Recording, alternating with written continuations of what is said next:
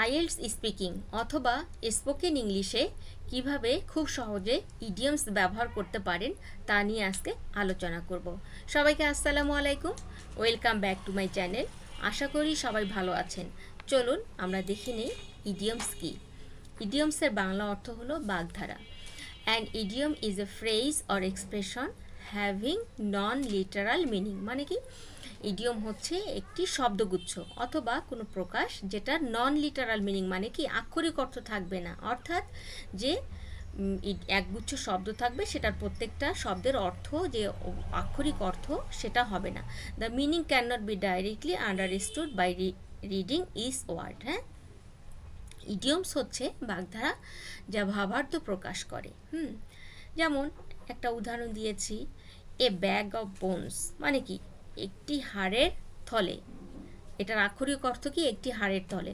আসলে এই আক্ষরিক অর্থ হবে না, ইডিয়মের ভাবার্থ হবে। ভাবার্থ কি, যে অত্যন্ত দুর্বল বা খুবই রোগা যখন কাউকে আমরা বুঝাবো, কোনো ব্যক্তিকে বুঝাবো, সেক্ষেত্রে আমরা এ ব্যাগ অফ বোনস বলবো। হ্যাঁ, অত্যন্ত দুর্বল বা খুবই রোগা এই অর্থে আমরা এ ব্যাগ অফ বোনস ব্যবহার করব।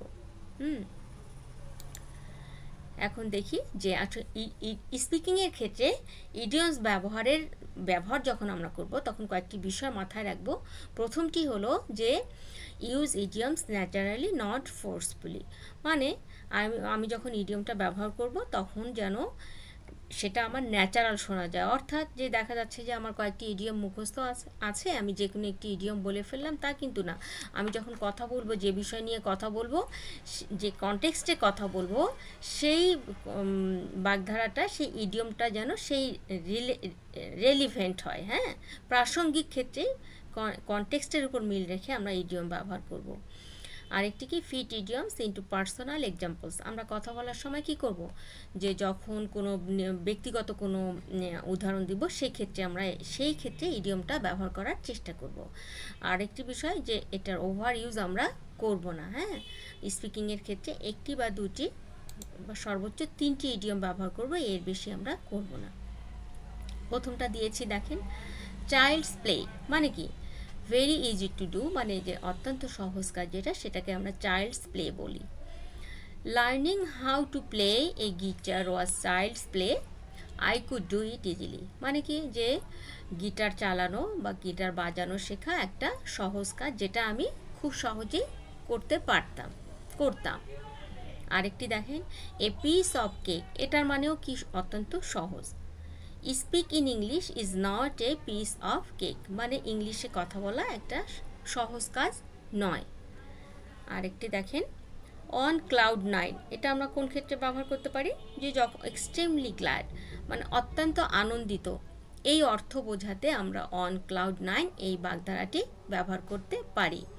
এক্সাম্পল দেখেন, I was on cloud 9 when I saw my result, মানে আমি অত্যন্ত আনন্দিত ছিলাম যখন আমি আমার ফলাফল দেখেছিলাম। হ্যাঁ, এরপরেরটি দেখি, have a ball, to enjoy very much or have a good time, মানে খুব মজা করা যখন বোঝাবে, অথবা কোনো পার্টিতে বা কোনো ভ্রমণে আমরা যখন যাব সেরকম সময়ে যদি খুব ভালো সময় আমরা কাটাই, সেই এক্সপ্রেশন বোঝাতে আমরা কি ব্যবহার করব, হ্যাভ এ বল, এই ইডিয়মটি ব্যবহার করতে পারি।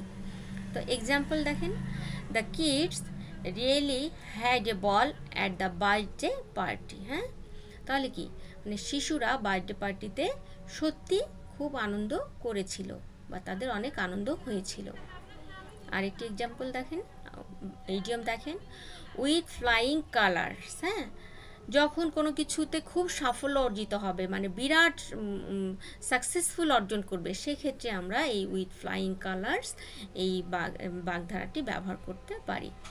এক্সাম্পল দেখেন, she got into the university of her choice, মানে কি সে তার পছন্দ মতো বিশ্ববিদ্যালয়ে ভর্তি হয়েছিল।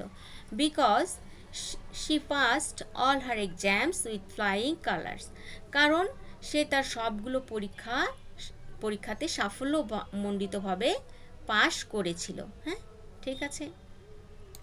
এরপর এটি দেখেন, full of the joys of spring, মানে কি যে যখন এমন অনুভূতি হবে যে খুবই আনন্দিত বা খুবই উৎফুল্ল অথবা খুব প্রাণবন্ত বোঝাচ্ছে, কাউকে দেখাচ্ছে, এরকম ক্ষেত্রে আমরা full of the joys of spring, হ্যাঁ, এটা ব্যবহার করব। হ্যাঁ, তখন এক্সাম্পল কি দিয়েছি দেখেন, you look full of the joys of spring this morning, মানে আজ সকালে তোমাকে খুবই প্রাণবন্ত দেখাচ্ছে, হ্যাঁ, বা খুবই খুশি দেখাচ্ছে তোমাকে আজকে সকালে, বা তোমাকে আজকে সকালে খুব সতেজ দেখাচ্ছে।